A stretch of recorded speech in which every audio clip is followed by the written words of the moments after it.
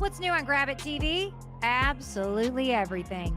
We've got daily news shows, sports, weather, comedy, inspirational shows, fast cars, and a whole lot more. If you aren't watching Grab It TV, you're really missing out. It's free for you and free from censorship. So what are you waiting for? Subscribe today.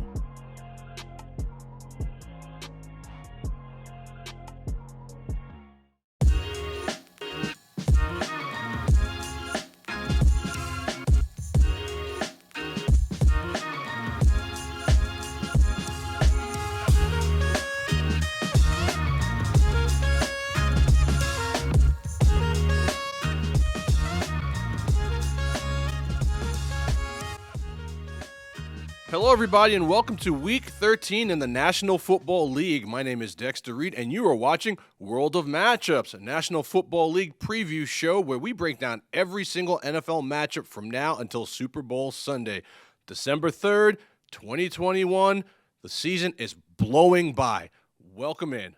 To my right, I have super producer Spencer the Wiz. Spencer, say what's up to everybody. Howdy, everybody. All right, guys, things are happening right now. We have a lot to go over. Let's start with quick hitters in the National Football League. Let's start with Christian McCaffrey. The guy's made of glass the last couple years. He's out for the year again with an ankle injury. I was born with glass bones and paper skin. Every morning I break my legs, and every afternoon I break my arms. Both Spencer and I both think that he should have been traded by now. The Carolina Panthers are going to be in big trouble holding on to this guy. He was great for a time, but he's small. He's proven that he can't stay healthy. I think his time is past. Don't be surprised if you see this guy get moved in the offseason. Next, Dalvin Cook. He's out with a separated shoulder and a torn labrum. From what I understand, if you have a torn labrum, the diagnosis is not good, and the recovery process is hell. They're saying that he's going to be out 2 weeks. I'm thinking he may be out a little bit longer. Fortunately for the Minnesota Vikings, they have running back Alexander Mattison, who is, in my mind, just as good as Dalvin Cook, and he can stay healthier a lot longer. It'll be interesting to see what's happening this year. All these first-round fantasy running backs, they've all gotten hurt. Running back is the most, it's a tough position to call because no one stays healthy. If Derrick Henry couldn't stay healthy, no one can stay healthy. And now Dalvin Cook is on the shelf. We'll see how long it's going to be. Next, Deebo Samuel. This guy's out a minimum of a week with a torn groin. Kyle Shanahan puts him in the backfield last week, gives him the Cordarrelle Patterson treatment, and he's hurt. He's a tough dude. San Francisco should be able to get by without him this week at Seattle. It will be interesting to see how long he is out for. Next, more injuries. DeAndre Swift, running back of the Detroit Lions. He is out with a shoulder sprain. Coach says it doesn't look good for him to play this week. Who knows if he'll even be able to play next week. At this point, I'd be shocked to see the Lions win a game, although a lot of people seem to think that they're going to win this week versus Minnesota. Jamal Williams will carry the mail in his absence. Next, Darrell Henderson. He has suffered a quad strain, and he's 50-50 to play, hasn't practiced all week. Coach McVay is saying that it's going to be a game-time decision. I'd be absolutely shocked if he suits up. They're playing Jacksonville. That should be a team that they have no problem beating with Sony Michel running the ball in his place. Next, Tristan Hill. This guy gets suspended for 2 games for punching the Raiders' OG John Simpson on Thanksgiving Day. It's reduced to a game. Spencer, roll this tape. You can't be sucker punching people. This is what Fox News and NBC Sports is not going to show you, okay? This is the type of stuff that happens in these highly contested games. There was 28 flags in this game. Dallas feels like they got jobbed, which they kind of did. And so punches get thrown. 1 game suspension. Next, Raiders tight end Darren Waller. Heart and soul of the team. He is now considered week to week with a strained IT band. Now, it's a matter of playing through pain. Okay, there's going to be no surgery that's going to be needed, but you're not going to see him this week. Foster Moreau will be catching passes and blocking in his absence. Next, teams throwing 4+ interceptions are 0-52 in the regular season and postseason since 2015. Lamar Jackson threw 4 picks on Sunday Night Football and looked really ugly doing it, and the Ravens still won by 6. Folks, this is all you need to know about how bad the Cleveland Browns are right now. One thing I wanted to say is it's interesting that there has been 52 games of 4 interceptions. It doesn't feel like there's that many 4 interception games in the NFL. Yeah, you don't hear about them that often, but they happen. That's Apparently. since 52? 2015. In 6 years, there's been 52 games with 4 interceptions.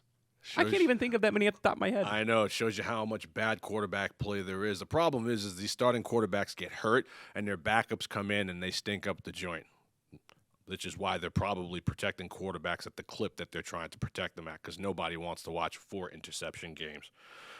Next, former Rams running back Otis Anderson was shot and killed in Jacksonville on Tuesday. He was shot and killed by his dad.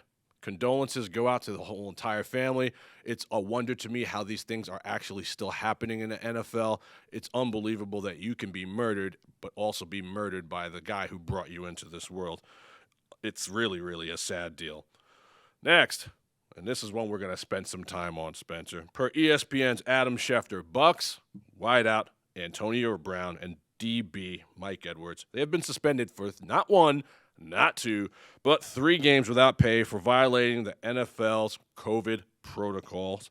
Look, we all know that Antonio Brown is not the greatest guy on earth. We know this, okay? And we all know that he probably lied, just like Aaron Rodgers did. But he got 3 games, okay? It sounds like, per Tampa Bay Times' Greg Allman, both Brown and Edwards have accepted these suspensions and will not appeal. Now, my thing is, if you're vaccinated, appeal, because you're going to win and you're going to play. So, obviously, he wasn't vaccinated. They're saying that he's vaccinated fully now, but the fact of the matter is that the hypocrisy in the National Football League is so ripe. Aaron Rodgers lied to the NFL for how many weeks, Spencer? 13 weeks? 14 weeks? And he got a slap on the wrist fine. Aaron Rodgers drops $14,600 and doesn't even think about it. He didn't get 3 games. Antonio Brown got dry snitched on by his personal chef, and now he's out 3 games. It doesn't make sense to me. Aaron Rodgers, he didn't get enough heat when all that went down. He says he did. Not only did he lie, he says he didn't lie on camera. They asked him, "Are you vaccinated?" He said, "Yeah." That was the first response that he said was, I'm "Yeah." immunized. If someone says "yeah" to a question, that means yes. That means yes. Yeah, I'm immunized or whatever he said. Are you vaccinated? Yeah, I've been immunized. No, you ain't. To me, that says you're vaccinated. There's no other way around it. So instead of admitting his mistake, he doubled down on it. It's really embarrassing, actually. It really, really is. And again, I say it on this show week after week. The hypocrisy in the National Football League it's absolutely egregious. And Roger Goodell allows these things to happen. It's basically the same thing. Now, did Aaron Rodgers fudge some vaccination papers? No, but he lied to the public. To me, I don't see how it's any different. And he gets a slap on the wrist, and Antonio Brown gets 3 games. Now, again, neither one of them are of high, upstanding moral character. But can we call the game fairly? I don't see how it's any different. And it's things like this that make me hate Aaron Rodgers even more. I said a couple weeks ago that I think the NFL is scared of Aaron Rodgers. I really think they are. He goes on Pat McAfee. He blasts the league. No one says a word. Now, Antonio Brown's been hurt for a couple weeks and been fairly quiet. He hasn't been in really a whole lot of trouble since he got to Tampa. You know, Tom has taken him under his wing, moved him into his house for a time. Things have been good. Win a Super Bowl. Now he lies. He gets caught. He gets hit. Aaron Rodgers does not.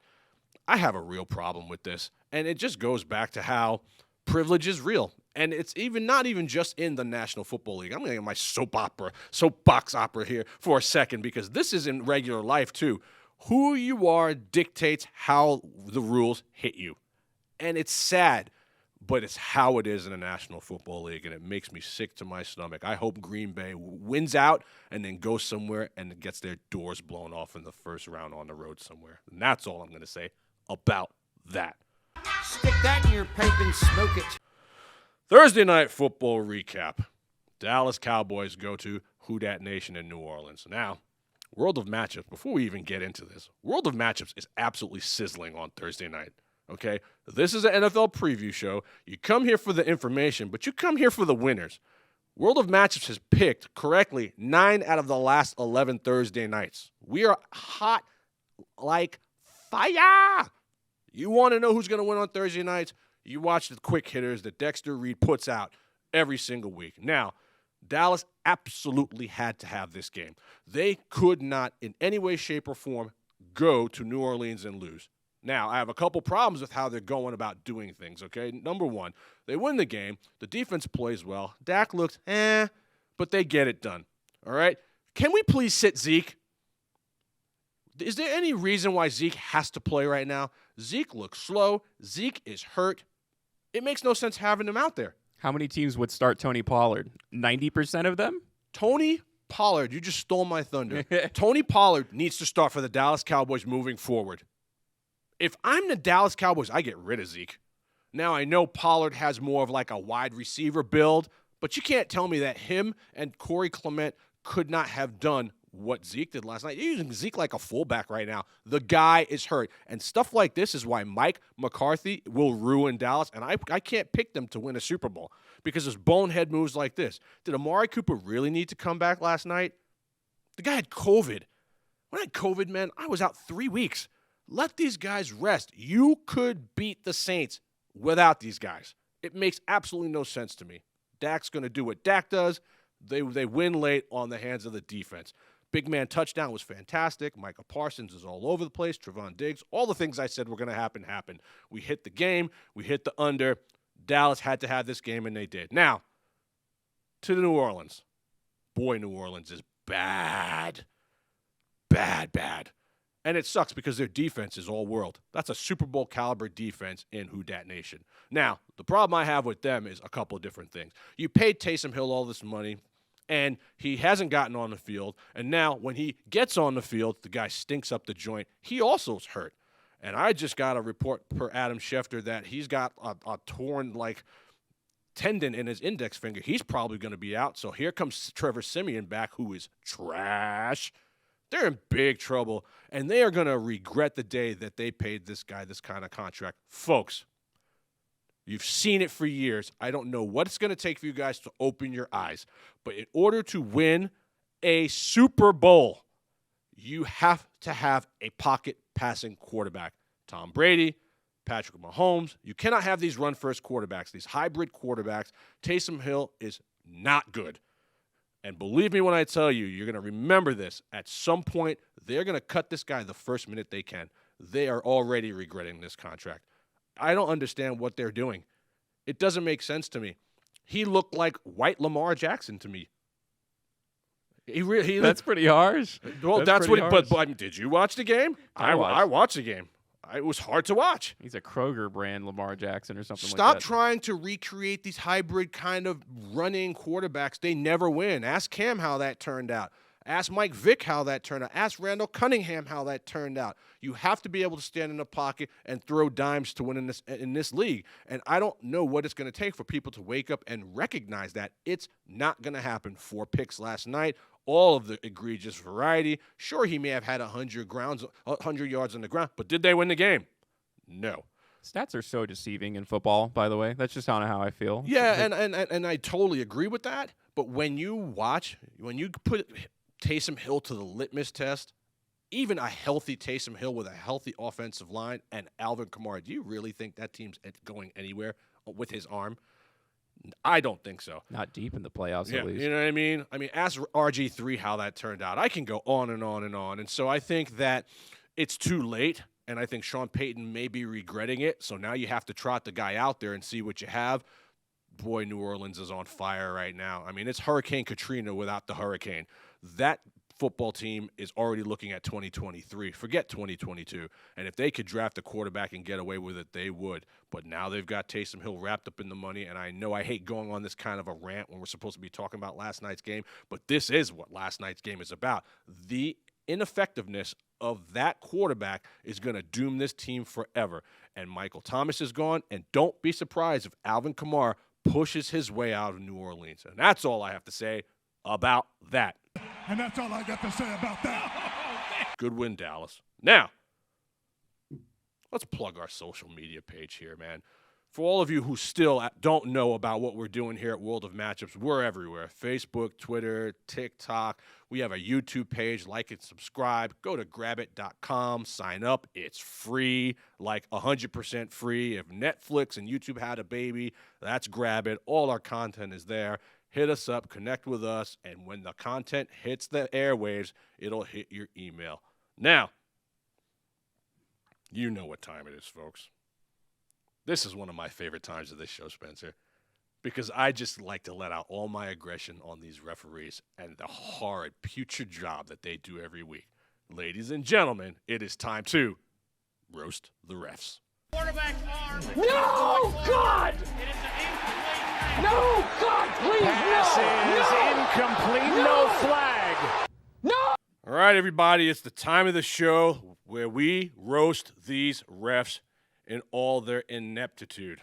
First things first, let's talk about why is this ref wearing sunglasses on Monday Night Football? I saw this. Credit the Deacon of Dallas for posting this, my friend Scott. I had to steal this. This sums up everything you need to know about the National Football League referees this year. So, we've got a couple different clips. Let's talk about first this BS roughing the passer on Derek Carr. Now, he goes down, he gets up. To me, this deserves an Emmy for the acting that took place here. Okay? There were 28 flags in this game. Many of the Dallas variety that were unnecessary. How is that roughing the passer? Can somebody tell me how this is roughing the passer? This is just tackling the quarterback. These roughing the passer calls are absolutely egregious. And then when guys get hit head-to-head contact, there's no flag. It makes absolutely no sense to me. I don't know what to tell you. It's absolutely a flag. I got a Raiders hat on right now. I mean, worst roughing the passer I've ever seen. Yeah, I'm over it. Come on, refs.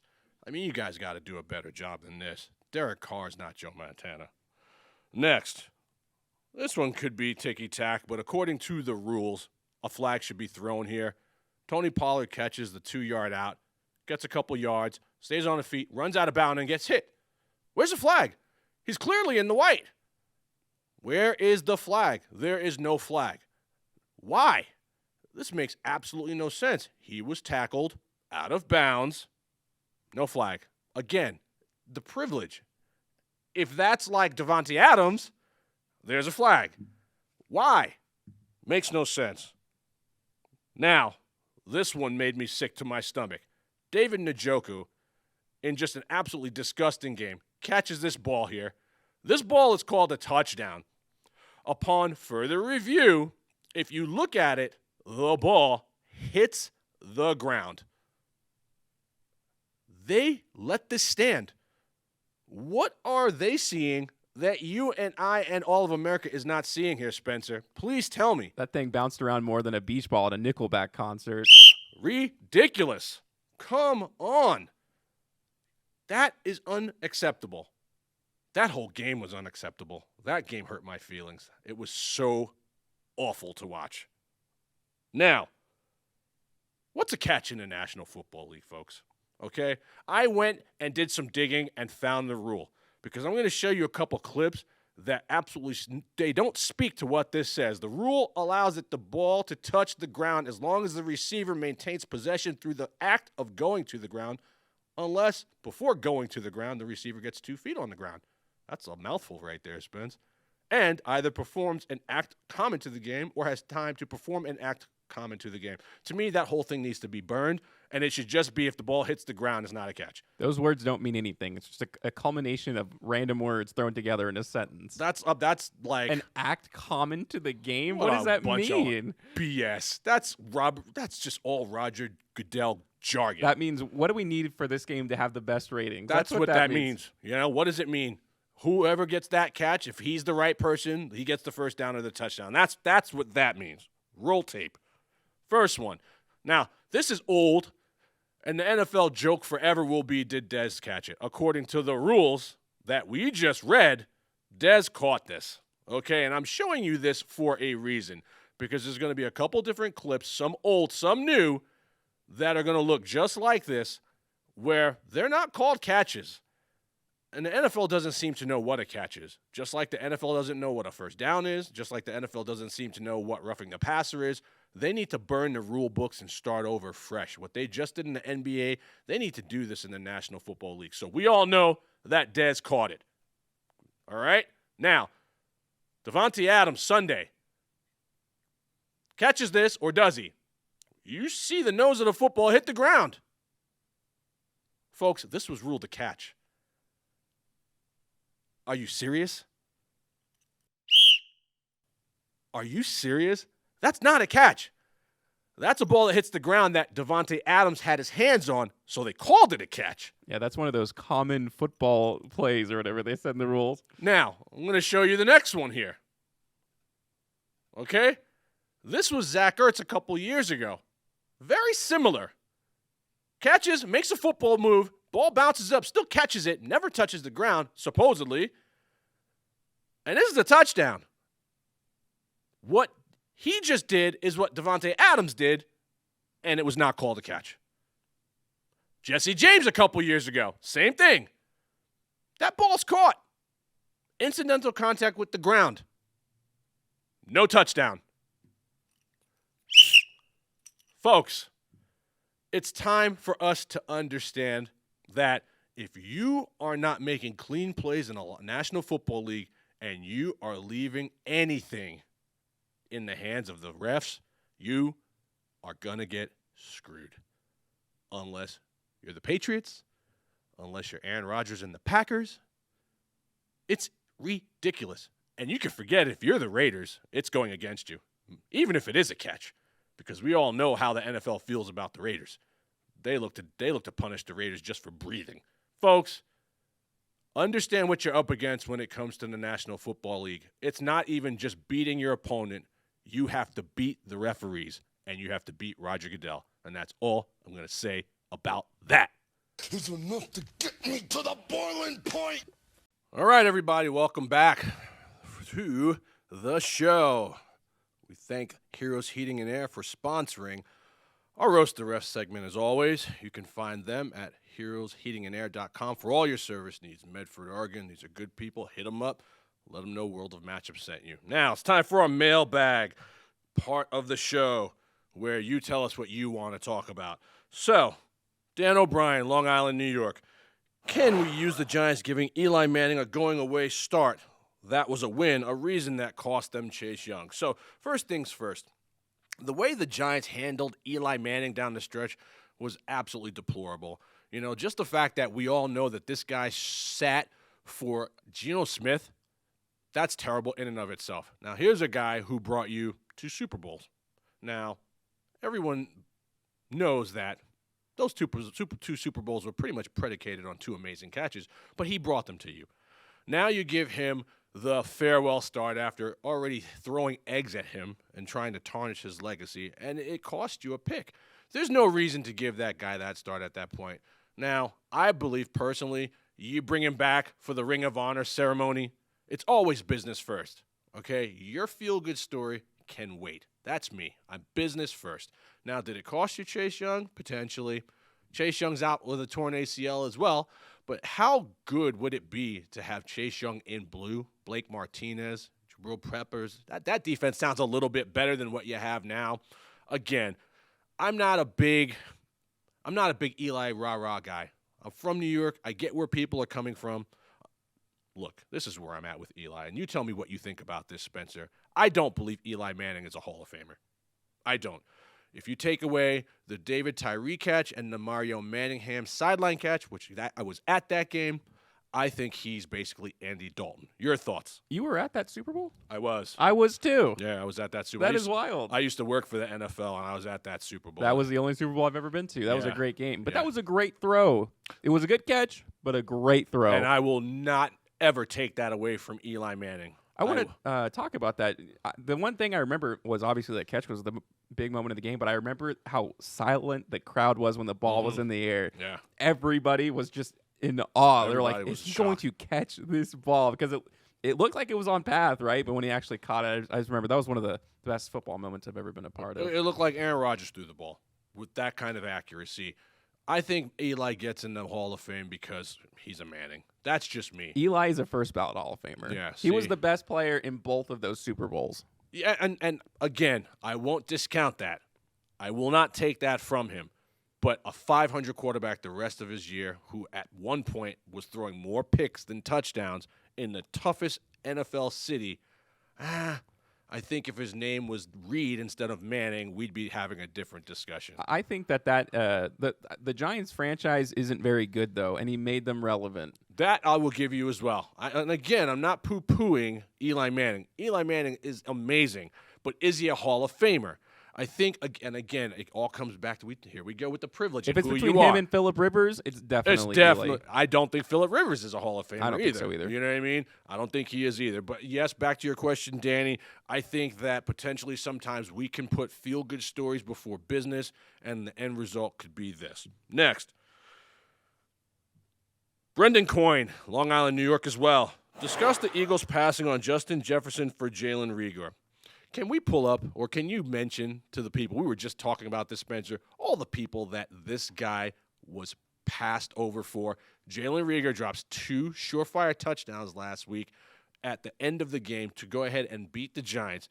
This guy was passed over Justin Jefferson. I have some of them here, too. Let me see if I can pull them up.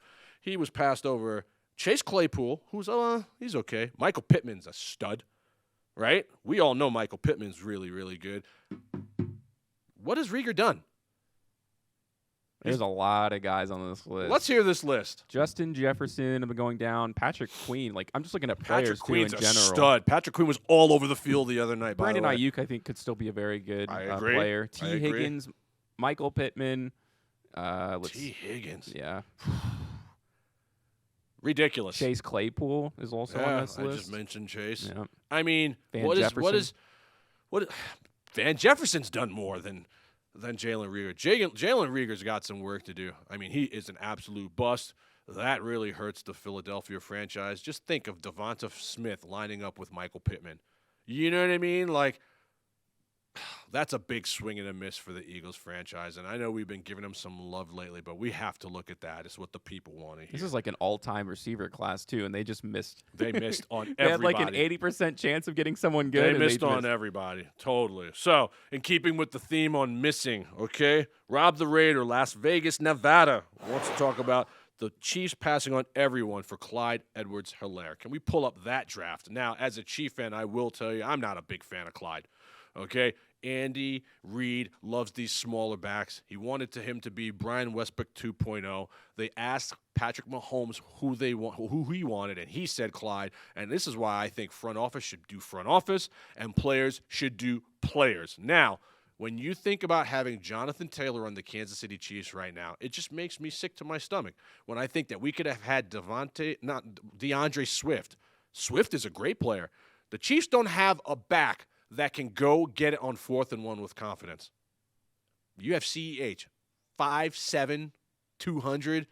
And again, I don't hate CEH, but he was clearly the wrong pick. A.J. Dillon was also in that A.J. draft. Dillon would look great in ketchup and mustard.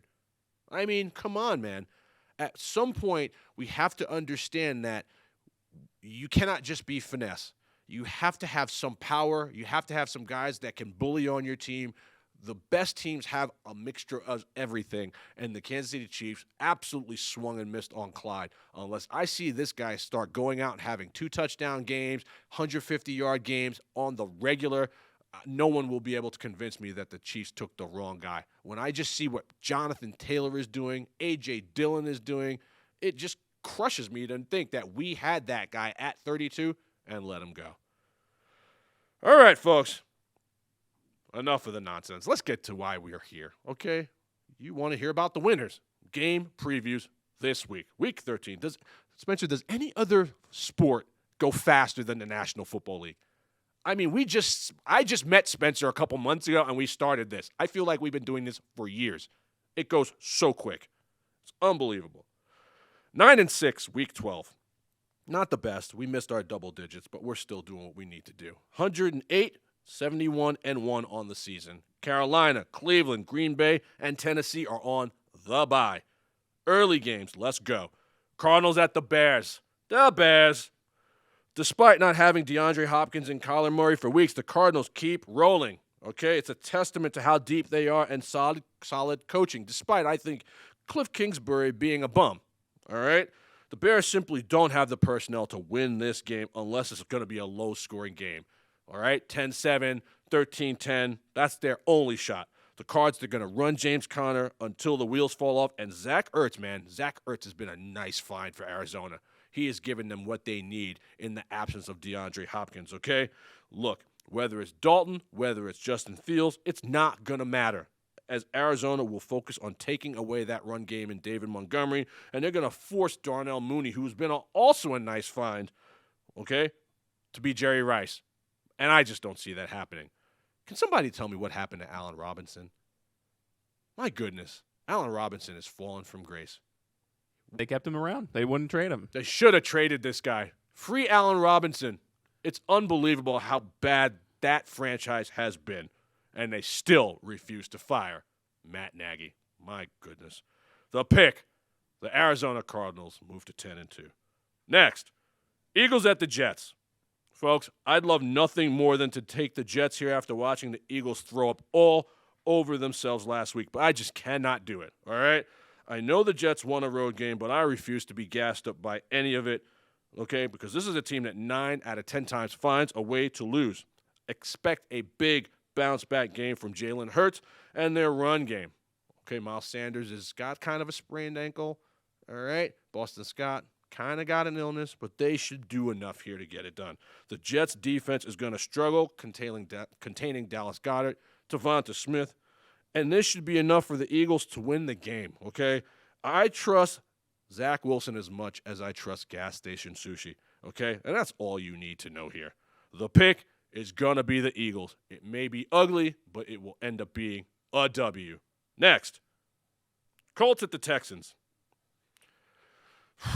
You want to talk about frustration? I watched this game in its entirety last week. That Colts team, man.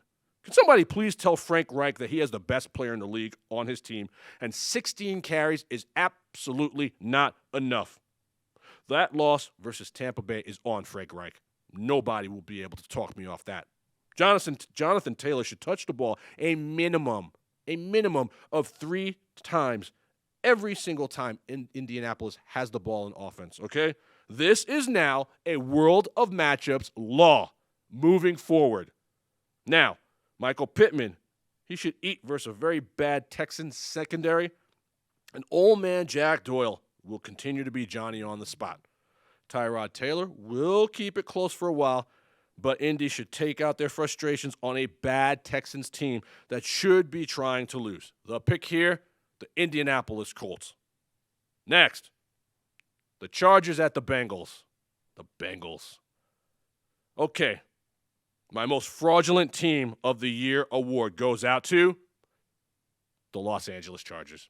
I'm done. All right, Justin Herbert, we're done. Insert Mac Jones. Mac, me and Joe Burrow will be over. Now, I am a bandwagon Bengals fan due to my wife loving this team, and Spencer has convinced me, so I'm going all in here. Okay? Joe Burrow is an absolute stud. The offensive line is great. The offensive weapons, Higgins, Chase, Mixon, Boyd. They're like a cheat code on Madden, these guys. All right? The Chargers D is giving up a deplorable 5 yards per rush. So I fully expect them to exploit this matchup. LA has weapons of their own on offense. You know, Austin Eckler's no slouch. Keenan Allen's no slouch. But the Cincinnati Bengals are hungry like a fat kid. And I am doubling down right now on this team hosting a playoff game. You are going to see an absolutely monster dose of Joe Mixon in this game, and they're going to run all over the fraudulent Chargers. The pick, who dey? Next, Bucs at the Falcons.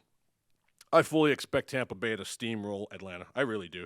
Tampa looked great in a come-from-behind win at Indianapolis, and they are rolling. Tampa, to me, is back to being the best team in the league. Okay? Big surprise was the effectiveness of guys like Gronk and Fournette. They both look great. And if these X factors are rolling from now through the playoffs, they're going to be very tough to beat. Brady is going to carve up a very suspect Atlanta defense, and the Bucs defense will take away Cordarrelle Patterson and leave Matt Ryan without much to work with, okay? As Kyle Pitts right now, I told everybody, Kyle Pitts is a bust. These tight ends don't just come into the league, and they're not just great. Spencer and I were just talking about this. Tight end is a very tough position to play. You have to be able to do so many things well. Catch, run, block, chip. Rookies don't really make that kind of an impact right away. Tony Gonzalez, Jeremy Shockey, maybe those guys, but I didn't see Kyle Pitts. Kyle Pitts will be a monster, but this is not the year, okay? And that notion is going to be solidified this week after Tampa runs a train through Atlanta. The pick, the Buccaneers. Next, New York Football Giants at the Miami Dolphins. Look, the Giants are not capable of winning 2 games in a row, and Miami is hot like fire. I expect a huge dose of Myles Gaskin and Jalen Waddle in this one. Tua has been better than advertised. You notice how good Tua has been here, Spencer? All of a sudden, the Deshaun Watson talk stopped. Tell me your thoughts on Tua. Yeah. Who knows? Like, it's so crazy that when your entire organization isn't looking to trade you, that you play a little better. Yeah. It's not even about pressure. It's about oh, these guys don't even want me. So what am I playing here for? Yeah. And now that he's actually the quarterback of the team, he's like, maybe have a little confidence, play a little better. I mean, Tua was like that episode in Fresh Prince where Will Smith is like, why doesn't my dad want me? It was like that. I ain't need him then, and I don't need him now. Will. Nah, you know what, Uncle Phil? I'm gonna get through college without him. I'm gonna get a great job without him. I'm gonna marry me a beautiful honey, and I'm having me a whole bunch of kids. I'm gonna be a better father than he ever was. And I sure as hell don't need him for that, because ain't a damn thing he could ever teach me about how to love my kids.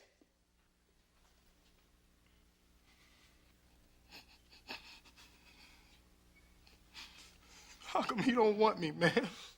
Now, all of a sudden, he's actually allowed to just be the quarterback that they drafted him to be, and they're playing up to their potential. Now, Danny Dimes is out. You're going to see Mike Glennon and his long neck, right? And I like Saquon Barkley to have a good game here, but he is all they have. Is there a bigger bust in the National Football League than Evan Ingram? Evan Ingram is a guy with a cool name. That's it, all right? He's a bum. Tony and Shepard may not play, and that New York Giants defense is decimated. Not to mention that, the quarterback play is going to just flat out stink. Daniel Jones stinks. Mike Glennon stinks. That offensive line is banged up. I'm taking Miami to continue that win streak with a convincing win at home. And they are my best bet this week. I don't care what the spread is. Lay the wood, second mortgage, borrow money from your mom. They're going to steamroll the New York Football Giants here. All of a sudden, Miami, if they start winning these games, they're on a hot streak right now. They could find their way in the last playoff spot. And they're not good, but they're playing up to their potential. Take Miami and roll. Next, Vikings at the Lions. Folks, the Lions, they're going 0-16-1. We discussed this. All right, write it down. This is going to be the Alexander Madison show on Sunday. Expect a huge dose of him along with the other skilled players of the Vikings.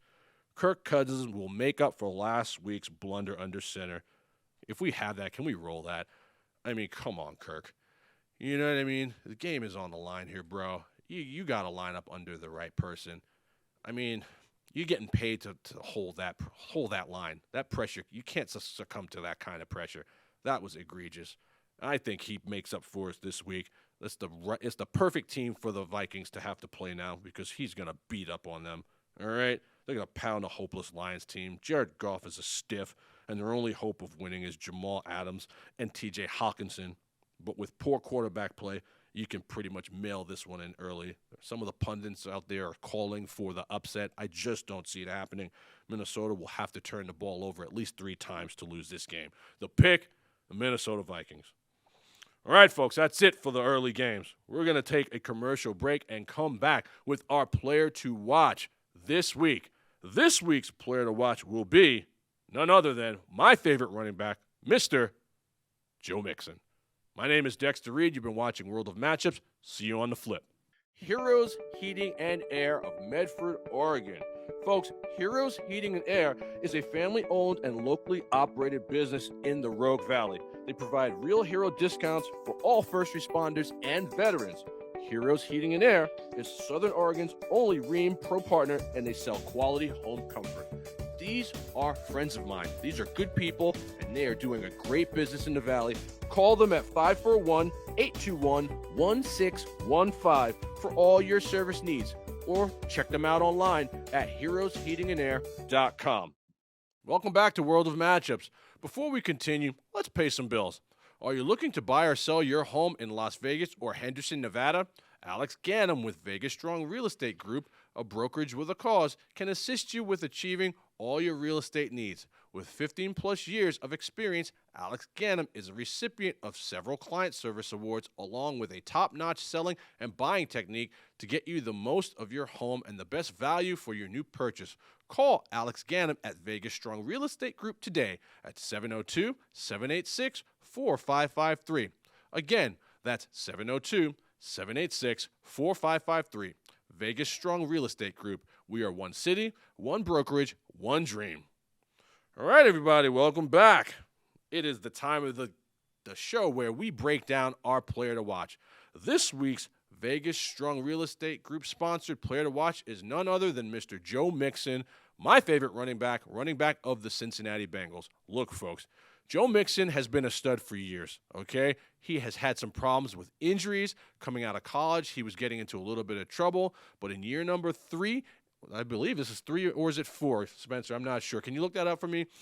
He has solidified himself as being what is a true workhorse in the National Football League. Look, he is surrounded by talent everywhere. He pushes the pile. He catches the ball well. He pass protects very, very well. He reminds me of what Le'Veon Bell was at his height. They just don't use him that way. He's patient in the pocket. His style is very, very similar, and he can get it from the 1-yard line. He can outrun guys. Look, Joe Mixon needs his flowers, okay? He has finally put it all together, and with the talent around him, guys can't stack the box against him, and he is a threat from anywhere on the field.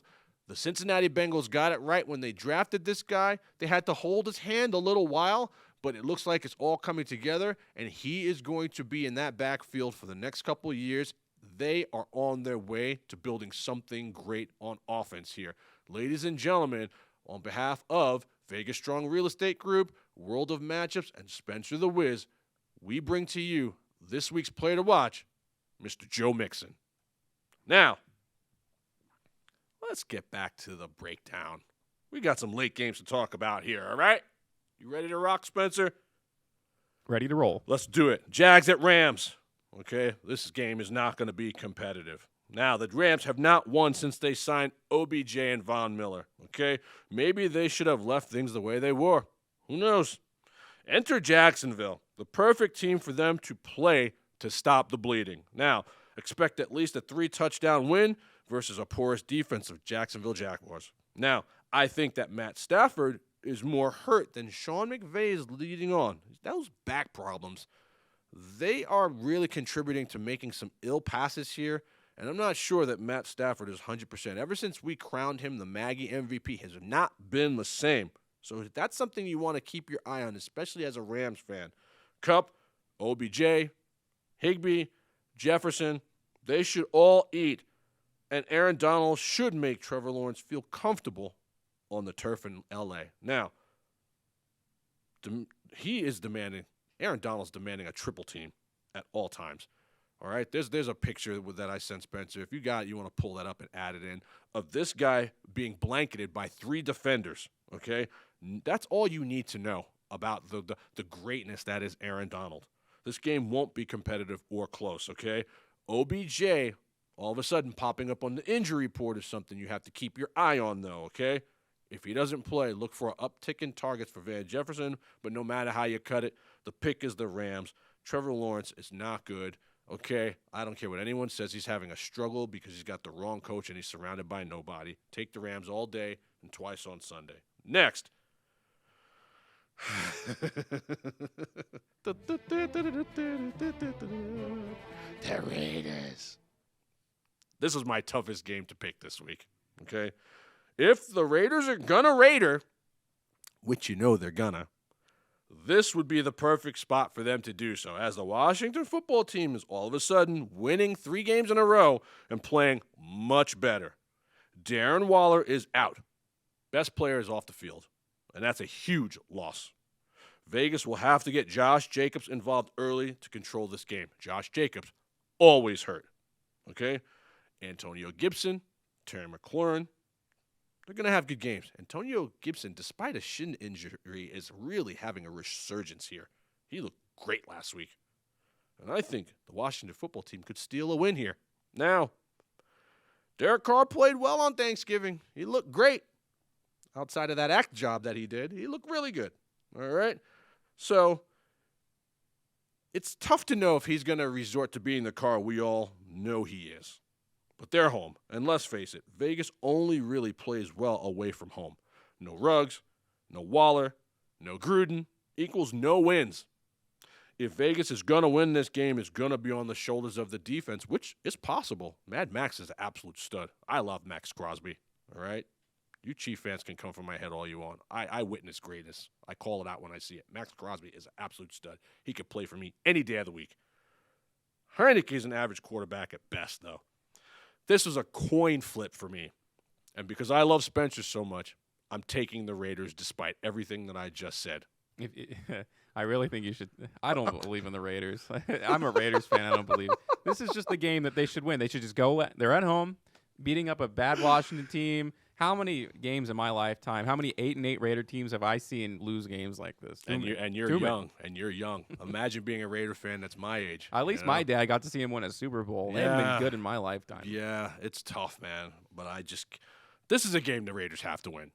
Give your home fans something. Come on. I do think the defense will show up big in this game. Come on. It's just whether or not Derek Carr flips a coin to decide whether he's good or bad. That's all it comes down to. Mercy. I don't think I've been on the fence more this year about a pick, but I'm going to go with the Las Vegas Raiders. Next, Ravens at the Steelers. I hate both teams, and quite honestly, Big Ben needs to retire. Please, for all things that are holy, Ben, call it a career, okay? And Lamar Jackson should not be given a contract worthy of a franchise quarterback. Did you watch that game last week? Lamar stinks.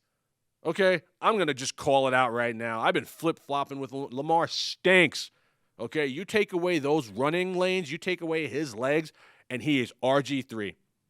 That's what he is. The guy cannot throw a ball 10 yards. He is horrible. And I hate that these guys now have Twitter that they can go on and I got to be better. Don't worry. I'll get back in the lab to kind of soften the blow. No, you stink. All right? I'm done with Lamar. Now, he was horrible and still won. So all of Baltimore is going to be gassed up. Okay?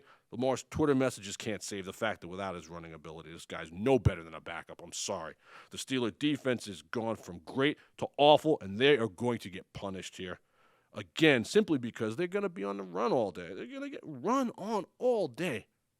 Najee Harris is not being used properly. What is Mike Tomlin doing? Get this guy in space. Use this guy like Austin Eckler. He is a touchdown machine. Offensive line is crap. Ben can't throw deep. Chase Claypool and Johnson are being wasted. Chase Claypool's more concerned with playing rap music in practice. Let me just take a second and rant on the Pittsburgh Steelers if you guys would just appease me this moment, please. Ryan Clark was talking this week, former Steeler, and I totally agree with him. What happened to the mystique and the nostalgia that is Pittsburgh Steelers football? When did we become so concerned with TikTok and Twitter and playing rap music during practice that we forgot the X's and O's of being a proud franchise and what it means to carry that lunch pail for that team? You guys are an absolute disgrace. Juju Smith-Schuster, you're a waste. A waste. Mike Tomlin, I've given you the benefit of the doubt. Anybody that can survive Antonio Brown and Le'Veon Bell deserves a medal. But at this point, I kind of feel like you guys are losing the team. Front office has done a terrible job of addressing the offensive line. David DeCastro is gone. Big Ben should have been forced out. This is terrible. Come on. Get it together. You are the Pittsburgh Steelers. Jerome Bettis. Come on. Hines Ward. That's Pittsburgh football. You guys need to get back to that and get back to it soon. And I don't think it's going to happen this week. I expect a huge dose of Lamar and Mark Andrews, who's quietly really had a TE one season, and it's going to result in a 3-point win. The pick here is the Baltimore Ravens, and I'm barely picking them because I'm really down on them right now. But someone has to win this putrid game. And that's all I'm going to say about the Steelers. But I know you Steeler fans out there hear me, and I know you agree with me. You can be mad all you want, but you can take your terrible towels and wipe your ass with them because this team is underperforming, and someone needs to call them out. Next, 49ers at Seahawks. Hopefully, after losing to the Washington football team in front of the whole world, we can all agree that Russell Wilson will be either a Raider, a Steeler, or a Saint next year, as Pete Carroll has ruined him and that team completely. Even with the loss of Deebo Samuel here, I fully expect San Francisco to go to the 12th man and stomp them, as they have no punch left in this lost season. DK Metcalf having one catch is absolutely disgusting. Pete Carroll needs to be fired before I eat another meal. They are done. Can you imagine how far this team has fallen? You remember the Legion of Boom? That wasn't that long ago. My goodness. Get this team a brand new identity. That defensive coordinator is now the Raiders defense, and now look at him. Look, yeah. I mean, come on. Brutal, okay? Jimmy G just needs to hand the ball off to Elijah Mitchell, who has been probably the nicest find in the NFL to date this year. And just make safe throws to George Kittle, okay? Every year there's a team that's supposed to be good that poops the bed. And that team this year is the Seattle Seahawks. The pick, the San Francisco 49ers. Next, Sunday Night Football. The Denver Broncos at my Kansas City Chiefs. Folks, it has been 2,271 days since the Broncos last beat the Chiefs. It's been 6 years, 2 months, and to this moment, 21 days, like 48 minutes, and 2, 3, 4, 5, 6 seconds since they beaten us. 11 straight games, okay? Jeremy Maclin was the Chiefs' leading receiver that game. Obama was president, and America was eagerly awaiting the release of Star Wars: The Force Awakens. Yikes. I got a bad feeling about this. Kansas City is coming off their bye. Andy Reid off the bye is money. Okay? Money. They're getting healthy on offense and defense. Folks, we let the Kansas City Chiefs hang around. It might have been a mistake. Or the league let them hang around, according to Spencer. I don't know. Just saying. Denver's a run-first team that does not score a lot of points. It's Sunday Night Football. Von Miller is gone. The AFC has allowed Kansas City to hang around. And it's Patrick Mahomes in prime time where he thrives. Folks, you do the math, okay? Kelsey and Hill both eat. The KCD lights up Teddy Bridgewater if he even plays. If not, Drew Lock, who's the worst quarterback in the league, in my mind, and company. And as long as they control Javonte Williams, who I really like, and Melvin Gordon. Melvin Gordon's 50-50 to play right now, too. Man, the injuries to running backs this year is worse than I ever can remember. It's so crazy this year. No one's healthy. Look, everything's going to roll Kansas City's way this week, okay? If Denver doesn't throw enough to make Judy and Fant and Sutton factors, they just don't. The pick here is going to be the Chiefs. Now, Denver will put up a fight because their defense is good. But this is where I think Kansas City can take this ball and run with it here. Not everybody really thinks what's happening with them is a resurgence. You know, everyone's talking about Mac Jones and the Patriots and, you know, what Tennessee Titans are doing without Derrick Henry. Folks, the Chiefs been to 3 Super Bowls. Or has it been 3? Yeah. This is what they do. They haven't lost to AFC in a while. Sunday Night Football, I expect them to stomp this team. I really like them this week. I was going to make them my best bet, but I didn't want to sound like a homer. If you were an NFL coach and you had one game and you had 2 options at quarterback, who would you take? Nathan Peterman or Drew Lock? Oh, my God. But you can't do this to me. I'd forfeit the game. Just wouldn't even play it. I'd forfeit the game.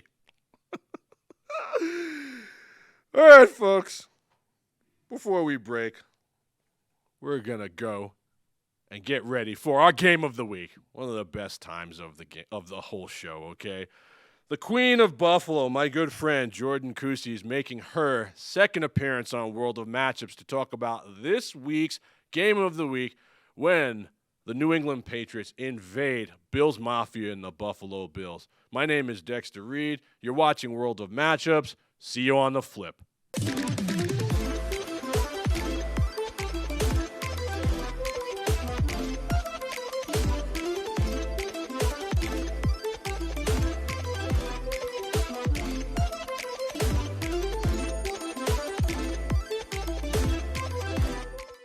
Welcome back to the program, everyone.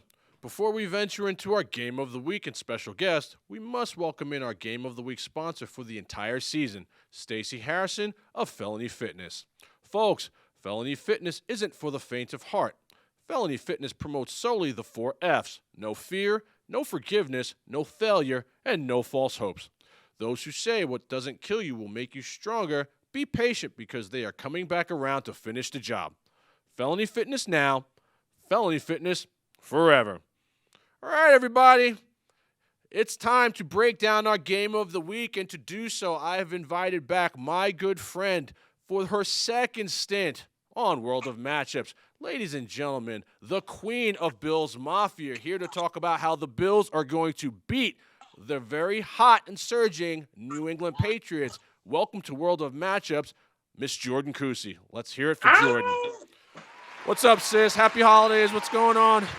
Oh, happy holidays to you, too. Just finishing up my semester at college, ready to relax and watch some football. You know, excellent. All that cool stuff. Excellent. So, your Bills. Let's talk about them. This is a tough matchup. This has the potential to be an AFC championship game. This has the potential to be one of the best games of the year. Let's talk about the Bills side of things, okay? I like what the Bills are doing. Every year there's a team that has to take that next step. I feel like the first step you guys took was going into Kansas City and beating the Chiefs. We talked about that a couple months ago. You did that. Since then, you have been Jekyll and Hyde, I think, is fair to say. It's been a roller coaster. It's been very sporadic. One week you look great. The next week you look not that great. One week you're a Super Bowl contender and I want to put you in the one spot. The next week I'm like, I don't know if this team can be hosting a playoff game. Tell me what you think you need to do to beat Bill Belichick and the defense of the New England Patriots. We need to not turn over the ball. That's the number one thing we need to do. Honestly, since the bye week, we've had a lot of ups and downs. We've had a lot of just kind of misconnections where I know Beasley was out with an injury for a while. Knox was out with an injury. Neither of those helped us, but we have so many weapons on the team now. I don't understand where that misconnection is happening. Yeah. So the O-line needs to be there to protect Josh Allen so he has time to make that connection with the receiver.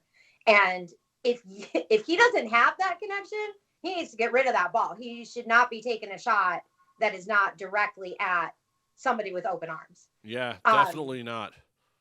And then the other big thing, which I said again against Kansas City, but when we're coming from behind, we get sloppy, we get holding calls, we get a ridiculous amount of penalties, and that can't happen. That's the reason we lost the game to the Jaguars. That had a big reason why we lost against the Colts. We had over 100 yards of penalties. You can't win when every progress we make is taken back, and the defense is just giving free plays to the other team's offense. Can't do that. I couldn't agree 100. I couldn't agree more. So you mentioned the Colts. I think the Colts are an up-and-coming team. They're an ascending team. They're not a great team, but they're no pushovers. I took the Bills to win that game, and you got absolutely destroyed. Now, the way you lost that game, to me, was egregious in nature because the ball was run down your throats in your backyard. And what do the Patriots like to do? The Patriots like to run the ball. They really like to run the ball. I don't think there's a team in the NFL that likes to run the ball more than the New England Patriots. I don't know what the weather is going to be like on Monday. I'm hearing we can't let weather be an excuse. You definitely can't let weather be an excuse against the Colts. It's not an excuse. We're from Buffalo. You should win that game. Snowing, sleeting, I don't care. Yeah, you should have. Yeah, you should win that game. My question to you is, how are you going to stop the running game that's going to do the exact same thing the Colts did with the very same personnel you have?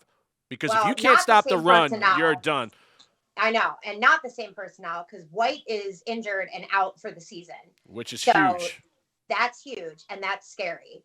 And I'm really hoping that we learned our lesson against the Colts because we had like really high stats on our run defense before we went into that game.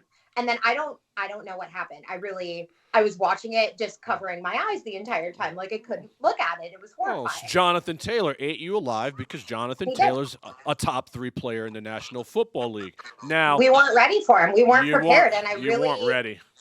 I really hope that they have done their homework this time and we'll be able to stop the run game, because if we can't, you're in trouble. It's over. It'll and be if curtains. we can't win this game, our chances go way down. So, well, like I was saying earlier, there's steps. Kind of reminds me when you were here and you were watching me with the Chiefs. There's certain things that you need to see your team do to win a Super Bowl. One, I needed to see the Chiefs beat the Steelers. Then I needed to see the Chiefs stop Derrick Henry. Then I needed the Chiefs be able to beat a physical team.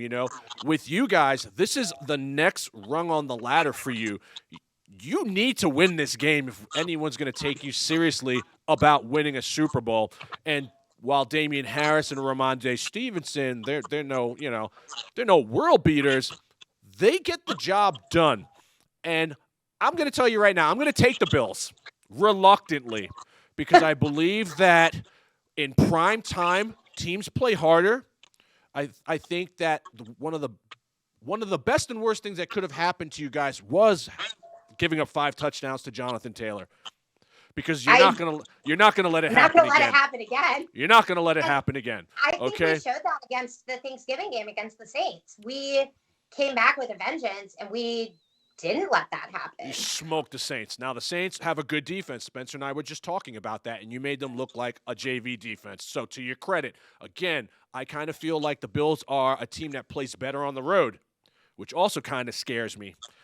But I'm still rolling with them here. Now, what I know about Bill Belichick and what you know about Bill Belichick is his game plan is to always take away the other team's best player. Now, you cannot take away Josh Allen. Not this year. But he is going to take away Stephon Diggs. We know this is coming. Who is stepping up? You think where are your points coming from? Where are your points coming from? Because you're going to have to score to win. Yeah. Where are your points coming from? Because they're going to lock down Stephon Diggs. I hope that Breida can really continue to step up. He's been a great addition. I like what they've found with him. I like him a lot. Yeah, and he can catch the ball too. So he can be a catching running back and take it in. If he can get into the end zone. Knox is healthy. Knox is back. He caught one or 2 touchdowns last game. He's been incredible. I love Dawson Knox. I told everybody, I'm like, I don't care. His fingers hurt. I'm like, if you don't pick this guy up in fantasy, I'm going to snatch him. He is a TE1 for the rest of the season. He is a good ascending player. So I like him. The problem I have is that you guys aren't going to be able to run on their D, so you're going to have to throw. They're going to take away. I think McKenzie could step up and get in there too. He would. Yeah. I mean, him and Brown as well. They're decent. They're there, and they're not always covered. Yeah. So as long as they can hold on to the ball, they could be huge assets. I know Beasley didn't practice this week. He still has some injury stuff going on, but I'm hoping he can come in and at least run a few routes for us. Yeah. Maybe not get the ball. He won't be 100%. But he's a gamer, though. He'll be out there. I think for you guys to win, Josh Allen has to have the game of his life. And I think he will. He's just so hard to stop because the RPO gives him opportunities to take off, and he's so big that first downs come naturally to him. All he's got to do is fall forward. Now, taking him away. It's his size and his strength. No one can get past it. We love it. He's a great player. And to his credit, there hasn't been too many circus shows on his end. Your losses haven't been his fault for the most part, which is the only reason why I'm going to take you in a very close game this week. I'm going to say 21-17 Buffalo. I think the winning streak stops this week with the Patriots. I think Mac Jones is, while good, they don't score a lot of points. They don't score a lot of points. They're not that kind of offense. And so they rely on their defense to bring these games home, and they haven't really played a team the caliber of the Buffalo Bills in the last couple weeks, and it's prime time. Like I said, this is that next step. If you don't take this step, it's going to be suspect for you moving forward. If you take this step, I think we're now talking about Bills potentially meeting up with a team like the Patriots again or the Kansas City Chiefs again, and with a shot to go to the Super Bowl and the potential to have home field throughout. And I tell you what, if you have home field throughout the playoffs, I think you'll go to the bowl. I personally really do. And that's coming from a diehard Kansas City Chief fan, because I know what home field advantage means. Who is I mean, that's why you guys won last year. home field? Home field it's everything. It really is. Who is the player you're most concerned about on the Patriots moving forward this game? Oh gosh, I don't have a specific player. I'm really just concerned about their front defensive line and them being able to sack Josh Allen. Yeah, their front four is really good. Yeah, their front four. Yeah, mine would be J.C. Jackson. Like I said, Diggs is not having the same year he was having last year. While he is heating up this year, I'll never bet against Bill Belichick in big games. He's playing chess while everybody else is playing checkers, and I just see Stephon Diggs being taken out of this game. And if Dawson Knox doesn't show up in a big way, it could be curtains for you. But I like the secondary. The front four is really, really strong too. They're going to have to get their hands on Josh Allen. It's just that simple. Because if they don't, he could have the type of game where he throws for 250 and runs for 80 with a couple scores, and that will be a resounding win for and he'll Buffalo do it Bills. too.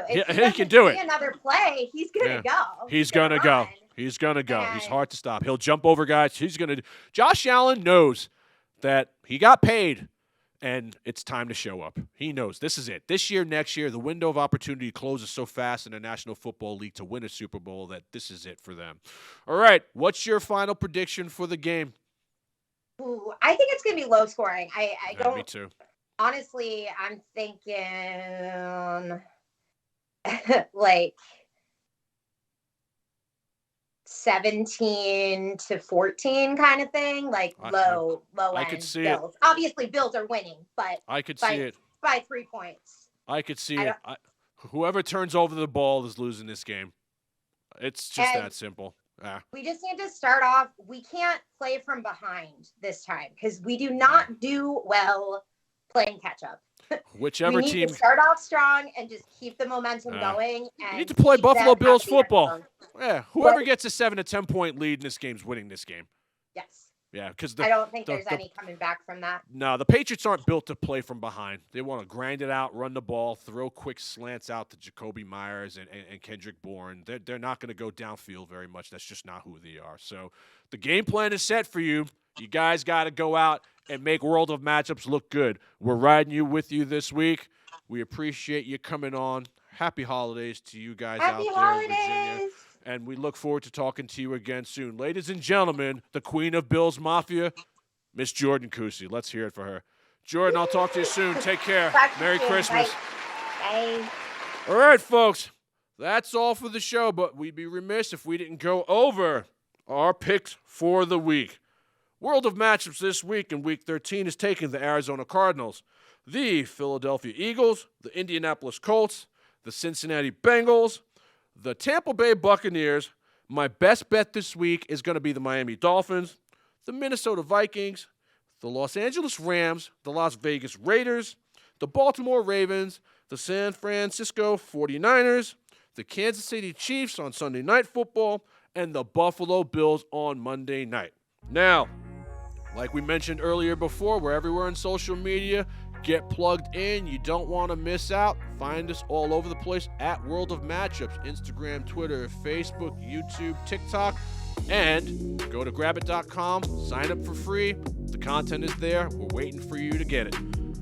Folks, we appreciate you coming on and supporting us the way we do. You have been watching World of Matchups on behalf of myself, Dexter Reed. To my right, Spencer the Wiz. You've been watching the most comprehensive and uncensored National Football League television show to hit the big screen this year. You're watching World of Matchups. Enjoy the games, everyone. We'll see you next week. Peace.